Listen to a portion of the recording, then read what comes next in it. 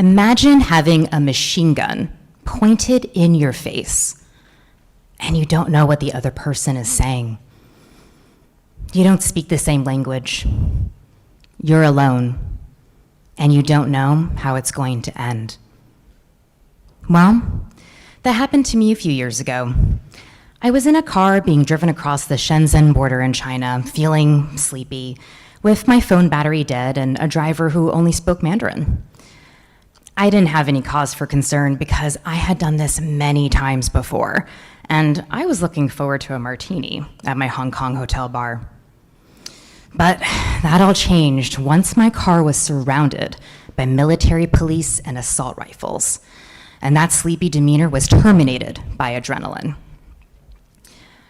All I could do was figure out the fact that I had no phone, no translator, and with the police taking my passport, I was possibly in the most dangerous position I had ever been in my entire life.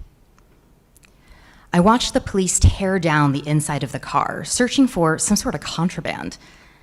And I also watched my driver freak out. But no, I was going to be different.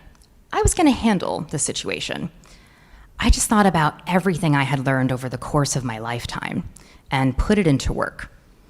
For example, I knew from my acting days that fear is never an option, and I had to lean into my authenticity to be as likable as possible. I also knew that I had to keep a relaxed posture, and that paired with my chic outfit communicated a sense of authority, a sense of comfort in my appearance. And beyond that, I kept quiet, allowing for the absence of my voice to communicate a sense of calm, and that I had nothing to hide. It seemed like hours, but about 45 minutes later, the police handed back my passport, and I was allowed to continue on safely. My driver drove me as fast as he could back to the hotel. I poured myself that martini, and to this day, I have no idea what caused this military action. When I think about it, in my opinion, I think what saved me was my executive presence, or as you may have heard it be called before, gravitas, je ne sais quoi, or biao dan nen li. And everyone talks about executive presence, but I find that not a lot of people know how to get it. A lot of people seem to either be born with it or they just struggle with it their entire lives, effectively eliminating a plethora of possibilities. Now, in my current life as an executive coach, I've had thousands of professionals ask me time and again about how to get executive presence, from hedge fund managers to influencers to former Olympians. And I have a unique perspective on the topic, being that I've had a nonlinear and portfolio career. You've probably never met somebody who's been an ex-fashionista and a Columbia MBA, McKinsey consultant, and also a voice actor, and an executive coach. So really, what I've learned is that through especially all these experiences, but in particular, acting and the fashion world, I've learned how to actually get executive presence. And the good news is that it's simple, but it's just not easy. And what you can remember is the one thing is to be differentiated through voice, appearance, and authenticity. Those are the key ingredients. The first thing we can talk about then is voice. With voice, I learned at a young age that not everybody's voice is created equal. Some people seem to be heard while others are kind of like a whisper in the wind. And because of this, I started to have friends in my 20s ask me for advice before they'd go into an important conversation. So, for example, maybe they wanted to know how to ask for that raise while not sounding nervous, or they wanted to ask out that cute guy while sounding sexy and confident. And these elevated capabilities in voice became clear when I was scouted to be a voice actor, and I started to do actual training on the subject. I learned how to manipulate my voice in various ways to change my presence. And through this training, I realized I had been doing this all along, in the boardroom and with my friends while giving them advice. And now I could just articulate why it worked. So there's a lot of different ways that you can change your voice in order to affect your executive presence. One of those that really requires no particular background or any other types of practice is something that you can use to get somebody to say yes if you really want to influence someone or convince them of something. And this tool is super simple. All you're going to do is voice a question in the form of a statement. And in this way, you're basically not going to inflect upward. You're going to avoid that higher note at the end of a sentence. And that way, it'll be psychologically harder for the other party to say no or to question you. So overall, really, what I'd love for you to remember about voice is that sometimes it's not so much about the content or really the words, but more about the delivery or the voice of what you're saying. And frankly, today you may not remember everything that I say to you, but you will remember the delivery and how my voice made you feel. So now that we've talked about voice, I'd love to talk about the second key ingredient, which is appearance, which is my personal favorite. And one disclaimer I want to give here is that there's so many things that we can't change about our appearance, and that's beautiful. That's not what we're here to talk about.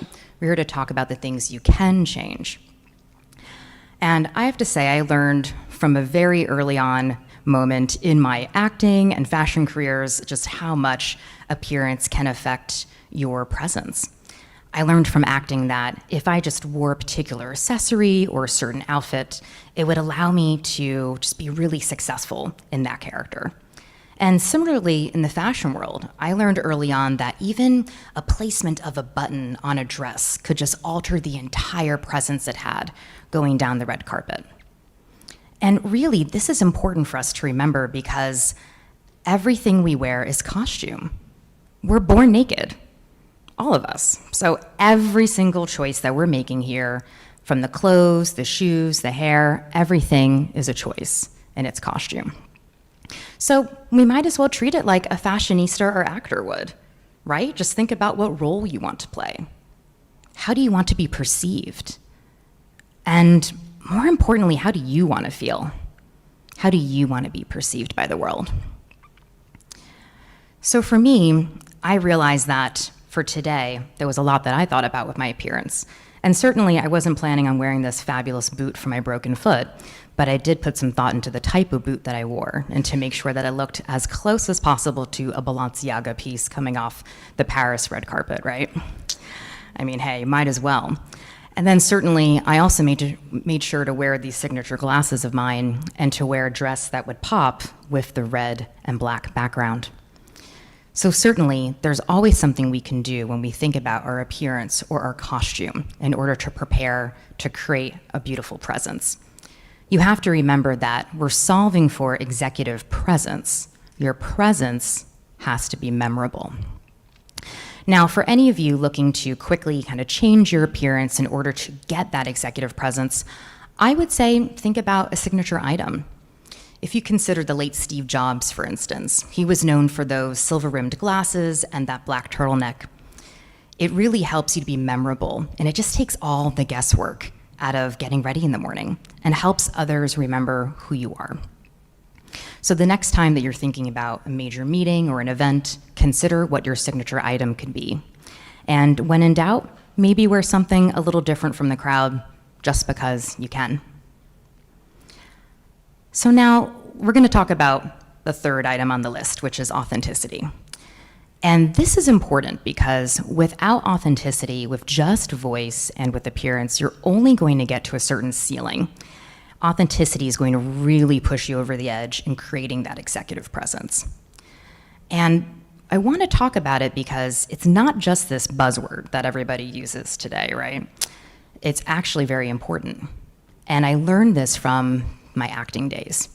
I learned that if I didn't know what made my character work, if I didn't know what made them tick, what motivated them, then I wouldn't be successful. And even more importantly, if I didn't let that out of the bag, that secret out to the audience, you guys wouldn't really care about what was happening, right? So it's really important to let people know in on a little secret about who you are, about what's really going on behind that curtain. So that's really how I started to learn about the importance of authenticity and how powerful it is.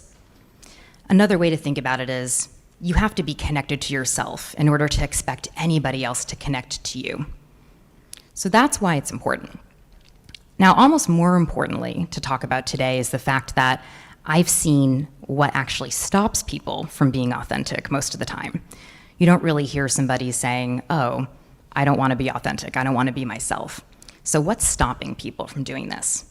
And it's fear, right? I learned from the fashion and acting days that fear is never an option. If you have fear, you're just not going to be relevant. Absolutely not.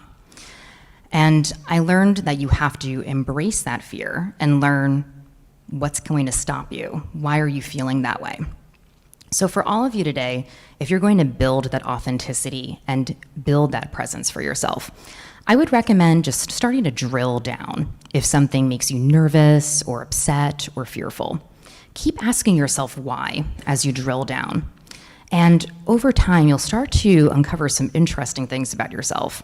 And use a coach or a friend if you need help going down this rabbit hole.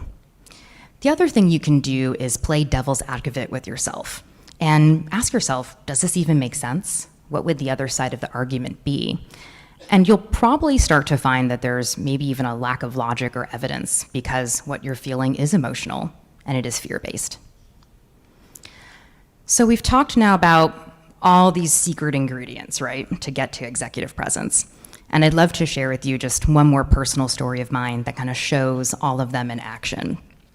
And this brings me back to my days back at Columbia Business School when I was a total outsider.